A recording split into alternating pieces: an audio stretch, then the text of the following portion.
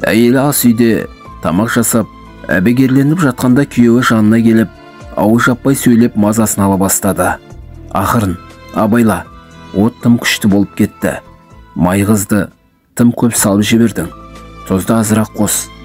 Балықты тез аудар. Ойбай, әйелінің шыдамы кете айғайлап жіберді. Мен қалай тамақ жасауды білемін. Солай, ие, сен білесің жаным, деді күйеуі аспай-саспай. Мен тек саған мен көлік жүргізіп отырғанда сен жанымда осылай мазамды алғанның қандай әсер беретінін сезіндіргім келген деді. Басқаларға кешірімшіл болудың түкте қиындығы жоқ. Тек қарсы жаққа өзіңізді қойып, бір рет ойланып көрсеңіз ғана жеткілікті.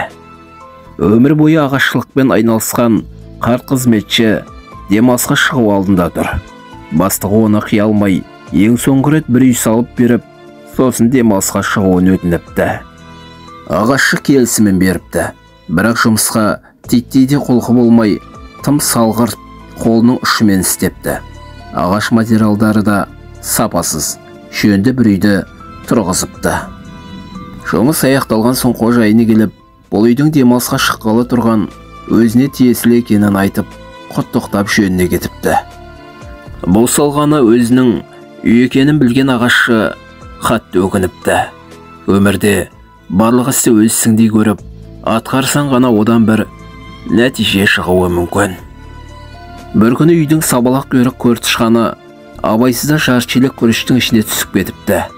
Ол ойда жоқта мұндай мол олжаға кенелгеніне мәз болып, маңында басқа қатердің жоқ екеніне көз жеткен соң күріштен тоя жеп ұйықтап қалыпты. Осыдан кейінгі күндерде көртышқанның тамаша өмірі жалғасып жатады. Әрине, қамсыз күндер тым ұзаққа бармайды. Ол күріштің аз қалғанын сезсе де, оны қиып тастап кетуге көз қорғыр жібермепті. Ақыры күріш те таусылыпты. Енді тышқанға шелектен шығу мүлде мүмкін емес еді. Ол осылайша шелектің ішінде аштан өлді. Қазір өмір қам-қайғысыз болғанымен, басымызға қауіп қатер, қиыншылық кез келген уақытта түсуі мүмкін. Әне, соларға дайынсыз ба? Қоян бір күні көл жағасына балық аулауға барыпты. Өкінішке орай, бірінші күні қармағына ешқандай да балық ілінбепті. Екінші күні де құр қол қайтыпты. Үшінші күні де солай. Төртінші күні мүлде тымсыз бапты. Бесінші күні көл жағасына келіп қармағын құрып жатқан қоянға көлден бір балық секіріп шығып, сен бүгін сәбізді тағы шеметпекші болсаң, көретінді көресің депті.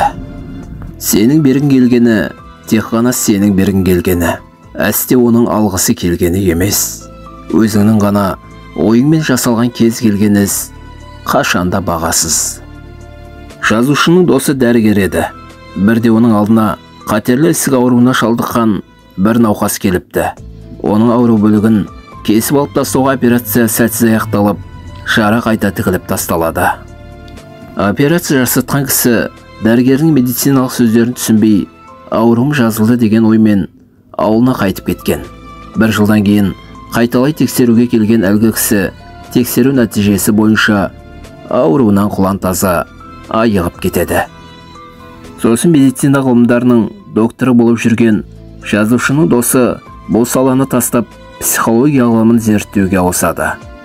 Көтеріңкі көңіл күй ғана науқастың ең жақсы емі.